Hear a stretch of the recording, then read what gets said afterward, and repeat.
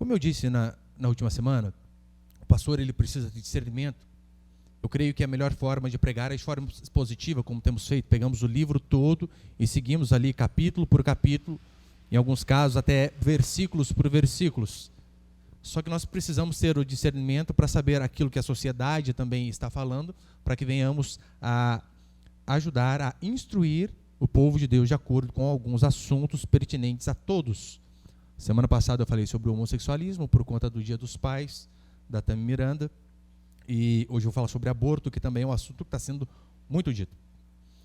É tão certo que dia 11/8/2020, ou seja, ontem, por 60 votos a 37, a Assembleia da França aprovou mudanças que permitem de forma prática o aborto em qualquer período da gestação. Ontem.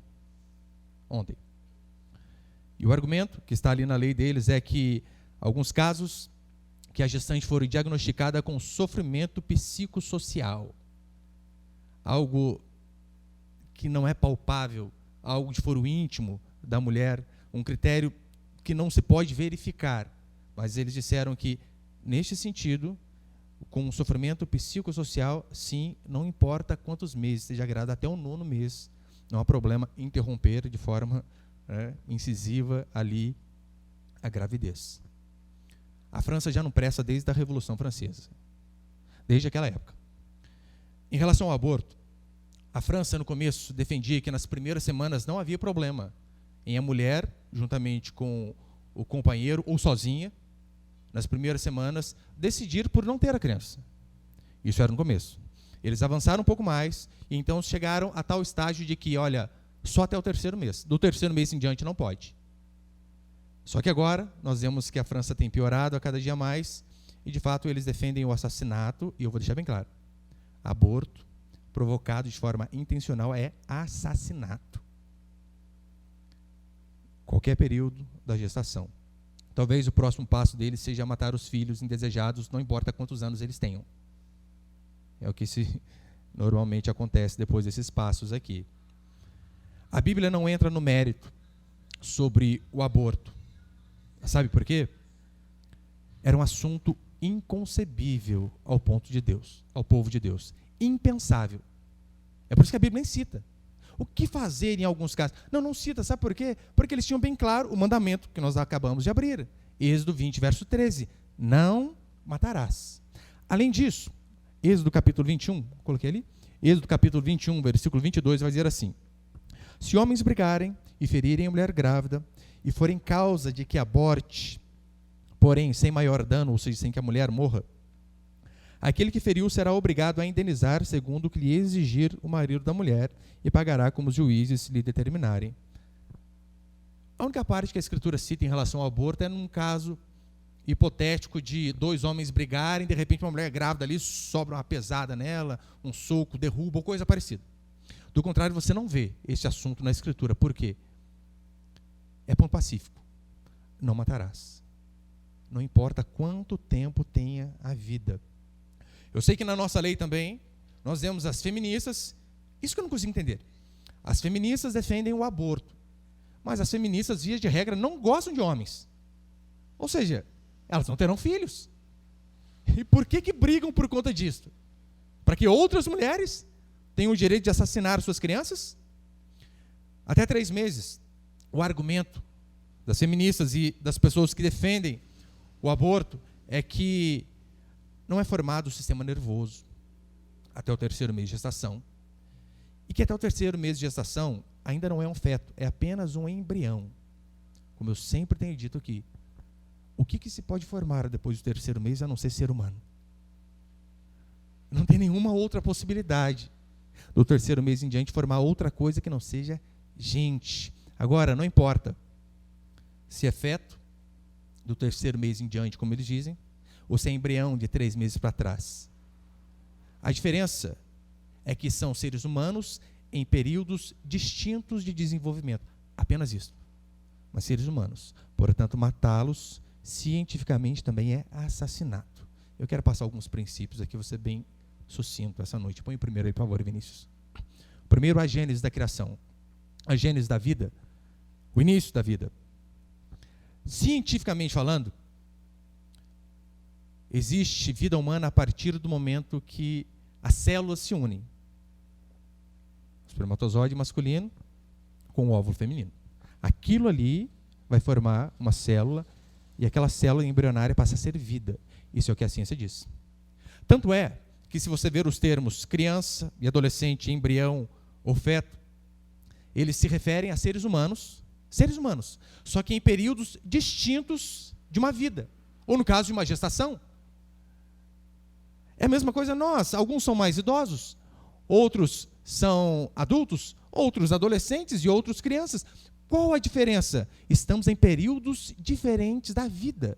Em relação à concepção, é a mesma coisa. É cientificamente incorreto dizer que um embrião humano ou um feto não é um ser. Ele é. A única diferença é que ele é um ser no início, lá bem no começo da vida. Uma criança.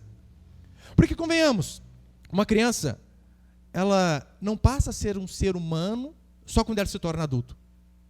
Ela nasce um ser humano. Não tem a ver com o processo gradual de idade. Quanto mais tempo tem, mais ser humano se torna. Não, não é assim. Nós nos tornamos seres humanos a partir do momento da concepção. Isso não é nem o que a Bíblia diz, é o que a ciência diz. E é claro, eu vou mostrar que na Escritura também é a mesma coisa. Se o nosso direito à vida ele não aumenta de acordo com a idade, por que diria algumas mulheres podem matar os seus filhos então? Se o nosso direito à vida aumentasse de acordo com a idade, concorda comigo que os idosos teriam muito mais direito do que as crianças, que os jovens.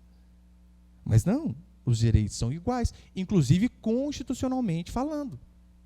Somos todos iguais perante a lei. O problema é que alguns são mais iguais do que outros. Este é o grande problema da lei no Brasil. Biblicamente falando, a vida acontece também desde o momento, não que a mulher descobre que está grávida, porque às vezes ela está grávida sem saber. Mas desde o momento que a vida é concebida para Deus, ali já é um ser humano. É alguém que faz parte dos planos dele. Tanto é que em Jó capítulo 3, as coisas começam a dar errado para Jó. Lembra? Morre os filhos. Ele perde os bens. Jó depois fica doente. E a única coisa que poderia acontecer, que era morrer a mulher, que era uma praga, não morre. E o tempo todo ali, a vida de Jó está uma desgraça. E os amigos dizendo, Jó, não sei não, hein? É pecado, Jó? Os amigos cutucando ainda. E então no capítulo 3, verso 13, Jó começa a praguejar. Põe ali, por favor. Jó 3,16, reclamando da vida dele, está ruim. Porque já agora, e ele dizendo assim, o que ele está reclamando é, eu devia ter morrido. Olha o tanto de sofrimento. Enterrar 10 filhos num dia só, gente, quem que aguenta? Perder todos os bens num dia só. Então ele começa a reclamar, eu devia ter morrido. Essa é a reclamação dele. Porque já agora repousaria tranquilo, se ele tivesse morrido. Dormiria, e então haveria para mim descanso com os reis e conselheiros da terra, que para si edificaram mausoléus. Ou com os príncipes que tinham ouro e encheram de prata as suas casas. Olha, eu podia ter morrido como esses reis do passado, como esses príncipes. Mas ele vai além. Ou como um aborto oculto. Eu não existiria, como crianças que nunca viram a luz. Consegue ver a associação aqui de Jó? Aborto, oculto, ou seja, lá no ventre ainda, com criança. A Bíblia não faz essa separação. De 0 a 3 meses é embrião, de 3 meses a 9 meses é feto, e depois dali é criança, e depois dali é ser humano. Não. É tudo uma coisa só. No Salmo 189, que é um dos salmos mais maravilhosos de Davi, as palavras que Davi usa são impressionantes. Uma das formas que nós, cristãos, defendemos a vida a todo custo, e somos contra o aborto, é por conta do Salmo 139. Se você puder ler depois na sua casa o salmo inteiro, é bem curtinho. Olha o que vai dizer do verso 13 ao 16. Pois tu formaste o meu interior. Davi orando aqui a Deus, se declarando a Deus. E olha o que ele diz. Pois tu formaste o meu interior, tu me teceste no ventre da minha mãe. Lembra tecelã, né? Que peça por peça não é linha de montagem? A analogia que Davi faz é, o Senhor teceu, costurou a cada um de nós individualmente. Esta é a analogia, esta é a comparação que ele faz em relação a isto. pois tu me formaste o meu interior, tu teceste no meu ventre de minha mãe. Eu te louvarei, pois fui formado de modo tão admirável e maravilhoso. Tuas obras são maravilhosas demais, tenho plena certeza disso. Meus olhos não estavam ocultos, meus ossos não estavam ocultos. Olha, aquele pequeno embriãozinho que ele diz, que talvez ninguém sabia, não. Aquele mini osso lá não estava oculto diante do meu Senhor. Nada. Meus ossos não estavam ocultos quando em segredo fui formado e tecido com esmero nas profundezas da terra, se relacionando ao ventre. Teus olhos viram a minha substância ainda sem forma. Não, ainda não tinha braços, ainda não tinha pernas, não, a substância ainda informe, como diz a Almeida, Revista Atualizada. Não tinha nem forma. Teus olhos viram a minha substância ainda sem forma, e no teu livro os dias foram escritos, sim, todos os dias que me foram ordenados, quando nenhum deles ainda havia.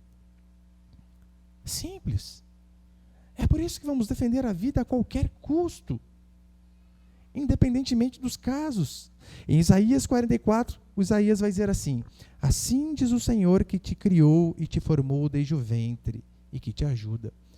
Desde o ventre, desde o começo, tudo está no controle do Senhor. E além do mais, é só perceber. Lembra quando Maria, ela tem um encontro com Isabel, as duas grávidas. Maria chega lá no portão da casa da Isabel, e o que acontece? A criança do ventre dela, de Isabel, salta de alegria por conta de Maria ter chegado com o menino Jesus em sua própria barriga. Mostrando que sim, até ali já há sentimentos. Se o nosso Senhor Jesus Cristo foi adorado no ventre quando começa a vida, o aborto não deveria ser nem uma pauta de discussão no meio cristão. Não deveríamos nem falar a respeito disso, mas por conta do momento da nossa sociedade, nós temos que falar. E alguns argumentos que as pessoas dão pró-aborto são o seguinte, põe o primeiro ali, por favor, Vinícius. O primeiro argumento pró-aborto que as pessoas se utilizam é liberdade. O que as mulheres dizem? Nós temos o direito à liberdade de escolhermos se teremos um filho ou não. Não é isso que aquelas feministas, cartazes, os peitos murcho, caído, tudo pintado a barriga, dizem? Nós temos direito de escolher se levaremos a gravidez adiante ou não. Não, elas não têm esse direito. Elas têm o direito de se deitar com macho ou não. Escolha antes, para depois não matar uma criança que não tem nada a ver com o problema. Se uma mulher tem direito a alguma coisa, é escolher a pessoa com quem ela vai para a cama. Daí sai fazendo bagunça com todo mundo. E como que ela resolve o problema dela? Ora, matando a criança. Além do mais, é muita canalice. Quantos métodos anticoncepcionais existem? De monte. De graça no posto de saúde. Mas não. O bom é a bagunça da vida e resolver o problema da irresponsabilidade com homicídio. É assim que elas fazem. Ah, não, mas a mulher tem direito sobre o seu próprio corpo. Eu sempre digo. E os fetos que eram mulher? Qual direito teve? Porque a probabilidade é 50%. Não tiveram direito algum. Além do mais, é desigual a comparação entre os direitos das mães e o direito dos bebês. Sabe por quê? O que está em jogo, na grande maioria dos abortos, é o estilo de vida promíscuo e safado da mãe em detrimento à vida do bebê. É isso que está em jogo, apenas isso. Quem engravida vai carregar para o resto da vida ou uma criança ou uma culpa de ter abortado intencionalmente. Mas sempre vai carregar algo. Sabe qual é o verdadeiro problema? A sociedade detesta Deus e adora sexo. Por conta disso, vem filhos indesejáveis. E a forma de resolver o problema de filhos indesejáveis é assassinato de indefesos. Esta é a realidade a respeito das pessoas. Eu não sei se você conhece ele era cantor, não lembro qual banda que era, o Lobão. E ele agora não é cantor mais, era baterista de uma banda. E ele tem um canal que ele comenta sobre política. E ele fala na maior cara lavada, que Se ele não tivesse induzido a namorada, a esposa dele, à época, eu não lembro, a abortar, ele não teria sido um baterista de renome, igual ele foi. Ele precisava fazer isso, porque os filhos atrapalhariam os planos. E esse mesmo hipócrita deste Lobão, que hoje comenta a respeito de política, está lá reclamando dos políticos que roubam o dinheiro da saúde, das escolas, das crianças, para construir suas casas na praia. Ele diz, como que pode roubar dinheiro da saúde em benefício próprio para ter sua própria casa? Ora, os políticos safados também têm seus sonhos, casa da praia. E eles não podem matar crianças para ter casa da praia? Você matou criança para conquistar os seus sonhos de ser baterista? Consegue ver a hipocrisia? Sabe o que eu digo para aqueles que são a favor do aborto? Você é a prova de que seu argumento é um absurdo. Por quê? Porque você está vivo. Pensou se a sua mãe tivesse a mesma mentalidade que você tem?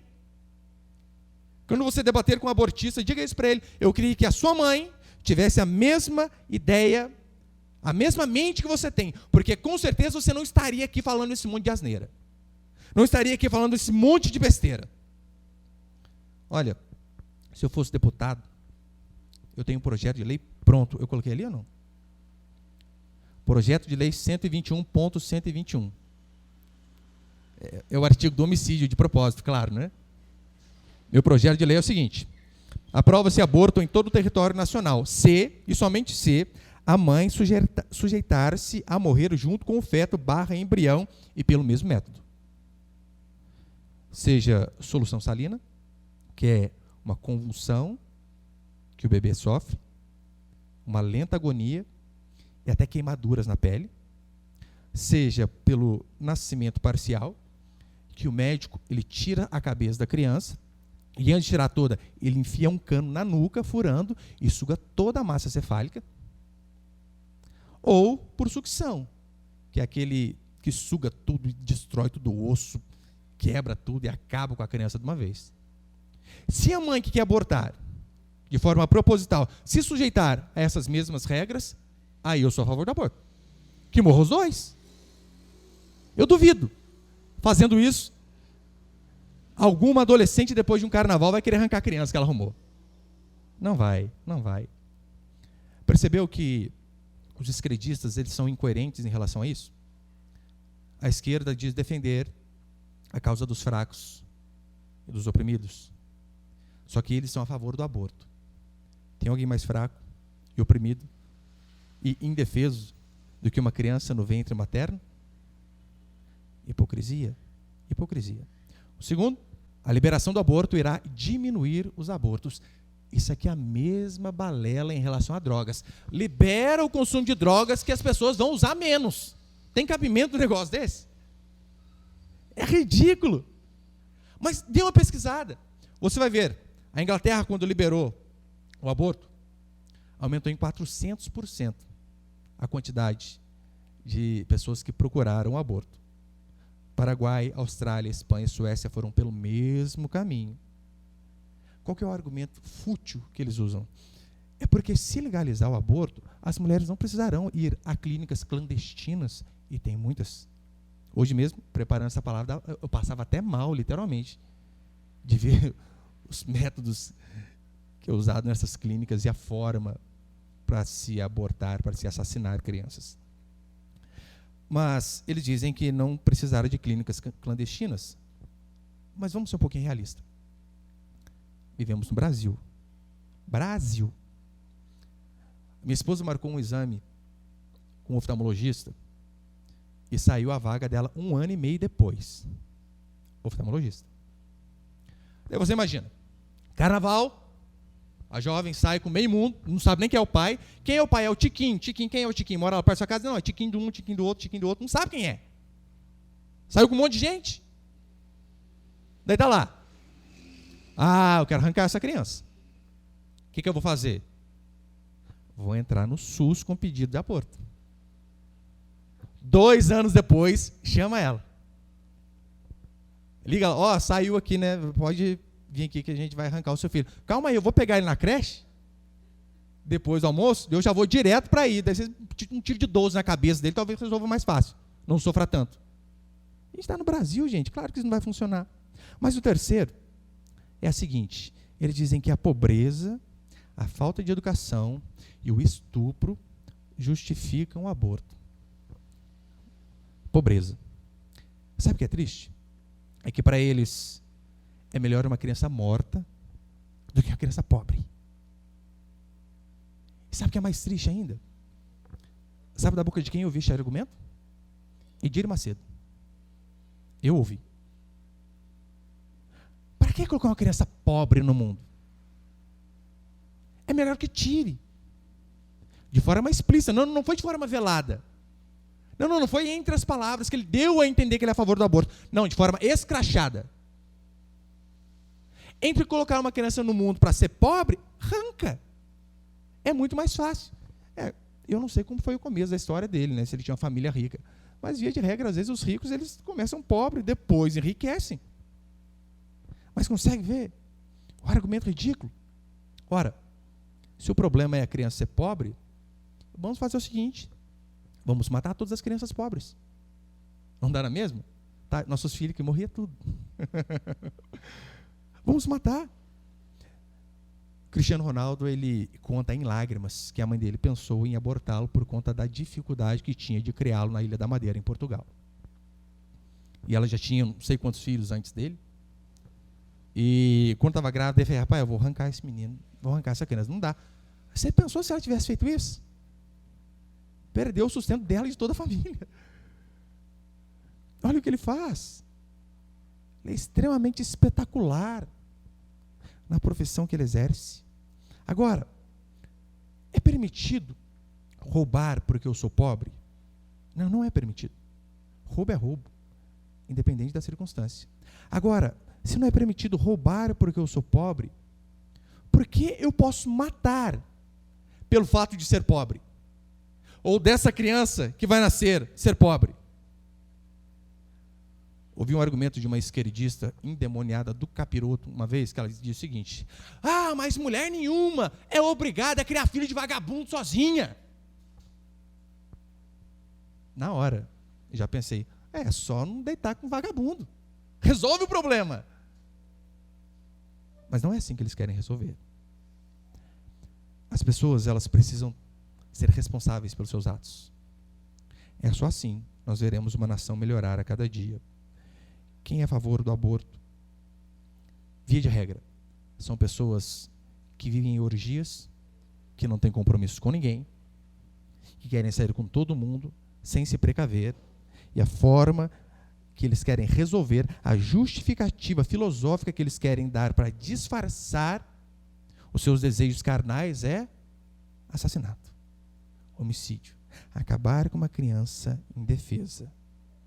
Você sabia que Adolf Hitler tinha excelentes motivos para matar a gente? E dizer, não, temos que... Como assim? Esse povo aqui vai contaminar a gente. Matemos-los. Também tinha ótimos motivos para matar. Mas eu sei que tem um caso específico ali, né, que eu coloquei a questão... Não, pode votar. A questão do estupro. Porque na nossa lei, há alguns casos que permitem, e o caso de estupro é um deles. A criança sem cérebro... quando oferece risco para a mãe, onde tem que escolher um dos dois ali, né? Então pode, e no caso de estupro também, a nossa lei permite. Mas não quer dizer que tudo que a nossa lei permite é correto. Não é porque estamos fazendo algo debaixo da lei que estamos fazendo algo correto diante do Senhor. Imagina que algum de nós aqui, sei lá, você é fruto de um estupro, estupraram a sua mãe, e você nasceu. Exemplo, Robson aqui, só exemplo. Estupraram a mãe dele, nasceu Robson. E como que a gente resolve isso? Prenda o estuprador. Essa é a primeira coisa. De preferência, castração química resolve o problema, né? Mas vai adiantar alguma coisa eu matar ele depois? Não, já punimos o pai. Agora vamos matar ele também. Não tem lógica. A imposição da pena de morte ao filho inocente de um agressor sexual não traz nenhuma punição ao estuprador e também nenhum benefício à mulher. Estou livre de um filho que não é do meu marido. Porque eu imagino, deve ser terrível. Uma de nossas esposas, Deus nos livre de passar por isso. E você ter que conviver com a barriga dela crescendo de um filho que não é seu. Deve ser algo terrível. Só que criar uma segunda vítima não desfaz o dano causado na primeira. Não desfaz. O aborto, quando há um estupro, você está resolvendo um crime cometendo outro. Você está resolvendo o crime do estupro, fazendo o quê? Cometendo também um homicídio. O aborto até nesse caso. Você sabia que ele tira a vida? Tira 2 vidas. Ele tira a vida da criança, mas também tira a vida psicológica da mãe. Porque deve ser terrível. Tem um livro chamado Vítimas e Vencedores, de David Riddon. Nesse livro, ele traz a experiência de 192 mulheres que engravidaram mediante estupro ou incesto. 192 mulheres. E quase todas que abortaram, quase todas, 98%, 97%, se disseram arrependidas de arrancarem seus bebês. Daquelas que mesmo assim decidiram tê-los, nenhuma expressou arrependimento. Mesmo tendo um filho que não era diretamente do marido. Para encerrar, me perdoe eu dar esse exemplo, mas é que eu estava estudando essa semana a respeito deste assunto, e eu estou lá no meu computador, e meu filho do meio, 9 anos, veio e começou a ler o que eu estava escrevendo ali. Pai, o que é aborto? E eu comecei a explicar para ele, olha filho, quando acontece assim, assado. E o menino de 9 anos, sem entendimento nenhum desse assunto, a primeira vez que ele ouviu falar. Ele, pai, eu tenho uma alternativa melhor. Se a pessoa não quer ter filho, não é melhor não casar? É que para ele, na mentalidade dele, tem filho só quando casa. Ele não sabe que tem filho antes do casamento também, né? E é claro que eu não fico falando essas coisas para ele, porque ele não perguntou, então eu não vou ficar ensinando essas coisas. Quando ele tiver idade, eu ensino. Quando ele tiver curiosidade, à medida que a curiosidade dos meus filhos vão crescendo, eu vou a cada dia mais acrescentando um pouquinho de coisas ali. Ou você acha que eu vou chamar um menino de 9 anos? Filho, vem aqui, ó. Sabe que você ouviu a historinha da cegonha? É mentira, pai. Vai explicar para você agora como que faz filho. É ruim, hein? Só que na cabeça dele é assim, para ter filho tem que estar casado. Daí a primeira alternativa dele foi, pai, se a pessoa não quer ter filho, não casa. Ou não namora, ou não se deita com outra. Ele ainda me deu uma segunda alternativa. E eu já tinha pensado nessa. Ele disse assim, pai, em vez de matar a criança que não tem nada a ver com o problema, não é mais fácil ter a criança e levar a um orfanato? Puxa vida, como que pode? Uma criança totalmente ignorante em relação a esses assuntos. Sabe nada. A primeira vez que ouviu falar. Mas já disse, não, matar não. Dê para outro. Que outro crie. Madre Teresa vai dizer isto.